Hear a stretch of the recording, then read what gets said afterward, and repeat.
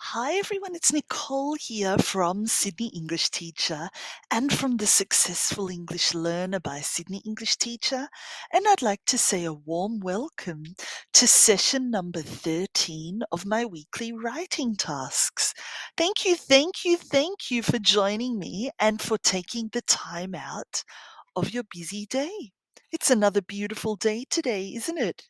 I believe it's the perfect time to practice your writing. What do you think?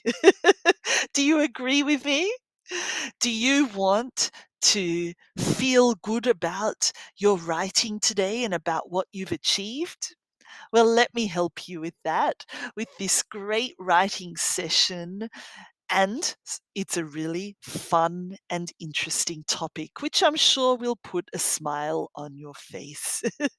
So, before we begin today's session, just a quick reminder to go back and watch the past videos. Go and watch the videos for the first 12 writing sessions if you haven't done so yet. And actually, do the writing practice as well. Do the writing tasks as well. Don't just watch the videos. These are free weekly lessons that I have created especially for you.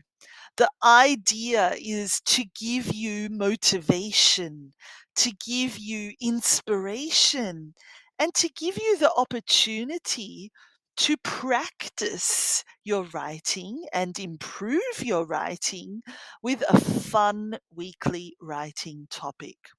So stop saying, I have such bad writing, or I can't write, or writing in English is so difficult.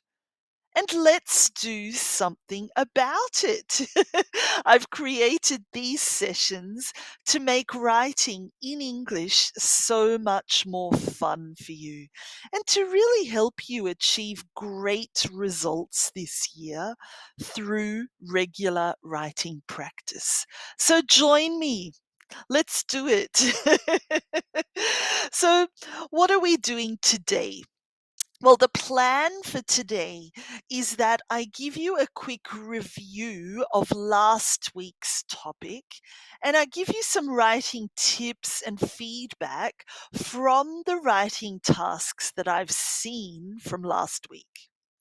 Then we're going to move into this week's topic. I'll tell you what it is, and I'll give you some practical ideas for how you can plan, how you can write about this topic, what to include. How does that sound? Good? Excellent. Come and join me. So let's talk about last week's writing topic and last week's writing task first. Do you remember what it was? Did you actually watch the video? Did you do the writing task?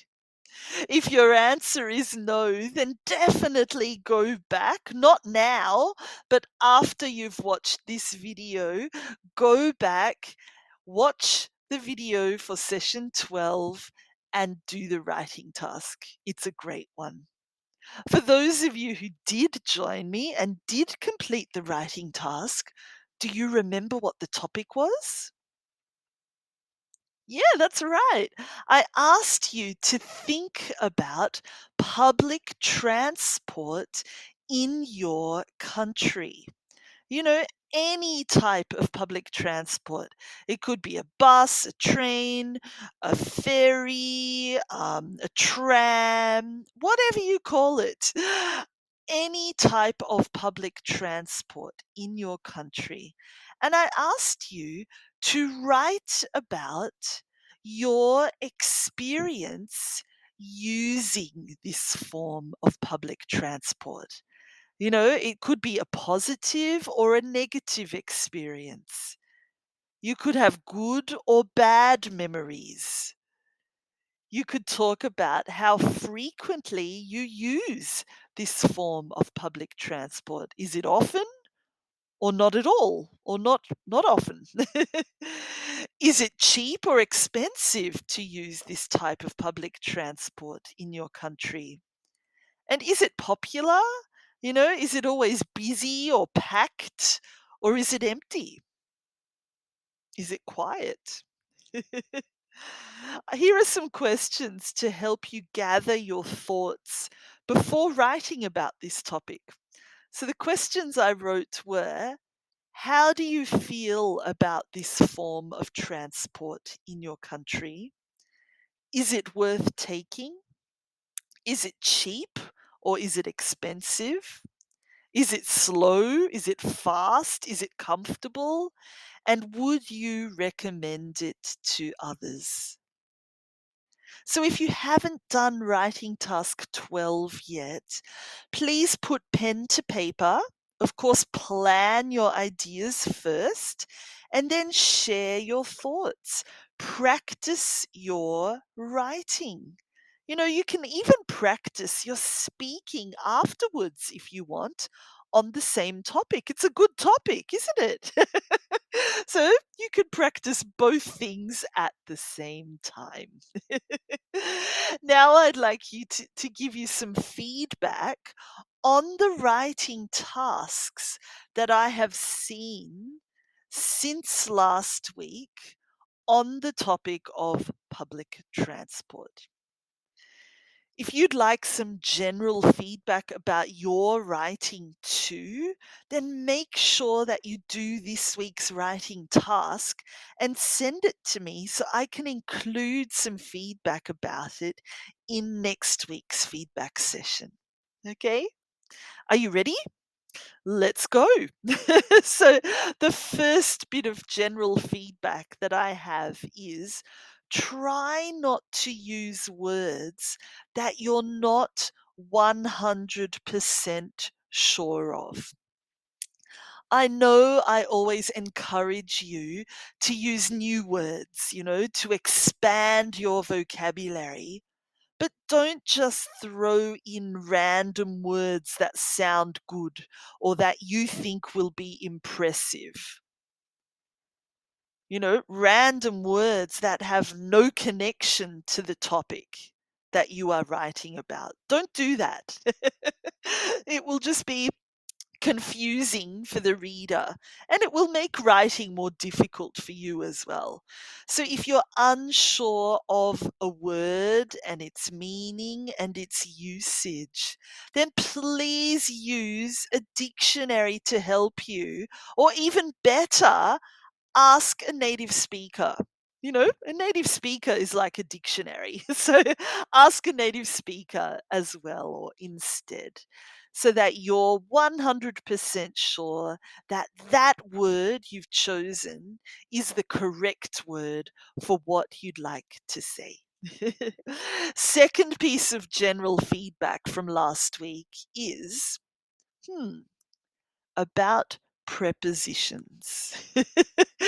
Did you know that 9 times out of 10, the preposition that you use in an expression in your language is completely different to the one that we use in English?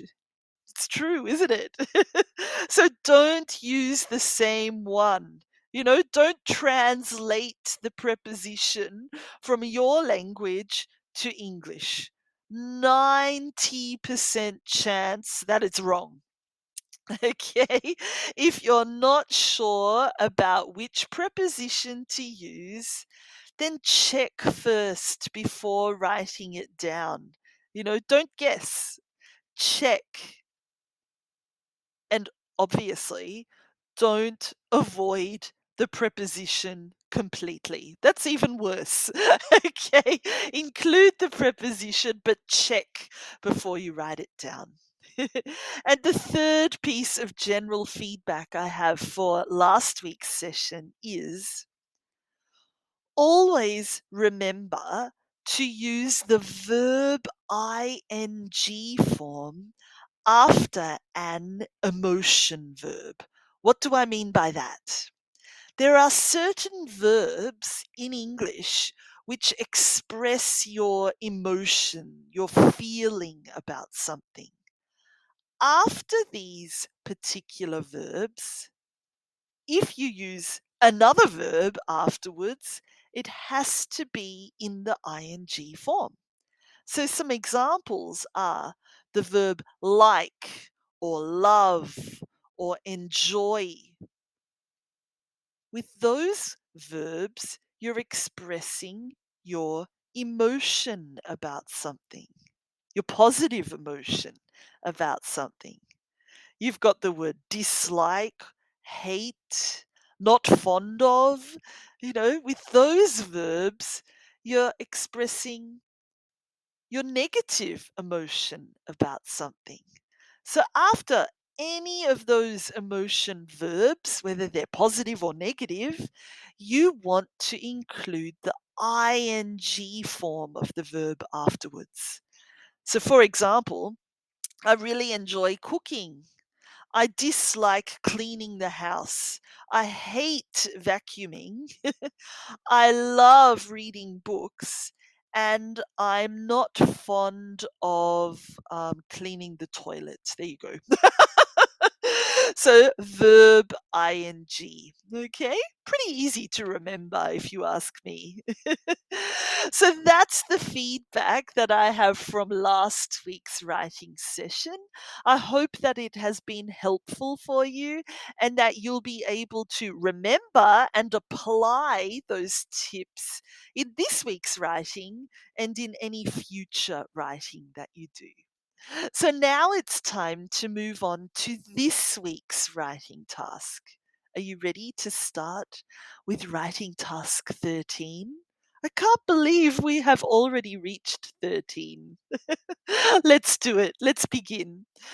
So, what do we focus on this week? The topic I have chosen for you is your happiest memory. How nice is that? It's a really lovely walk down memory lane for you this week. But it's also a chance for you to practice writing in the past tense. Yay! So you can write about any experience you have had in the past that makes you smile, that makes you happy. Any experience at all. And I'd like you to think about why it makes you so happy. Why thinking about it puts a big smile on your face. Pinpoint what exactly about this experience was so special. What exactly made you remember it fondly for the long term? What was so special about this experience for you to have ongoing, happy, positive memories about it? And of course, write them down. Don't just think about it. That's your task this week, to think about and write about your happiest memory and why it makes you so happy. Oh, I love it. Here are some questions to help you plan and think about what you'd like to say. So, what exactly happened? Why was it such a special experience for you? What other emotions do you feel when thinking about it? Does it make you cry? Does it make you emotional? Does it make you excited? Does it make you sad? I don't know. Have a think about it and write it down. And do you have any photos to help you remember this experience? Maybe look at these photos and they will wake up those emotions inside you and help you better describe this experience and why it is so special to you, why it makes you smile, why you remember it fondly. Sounds like fun, doesn't it?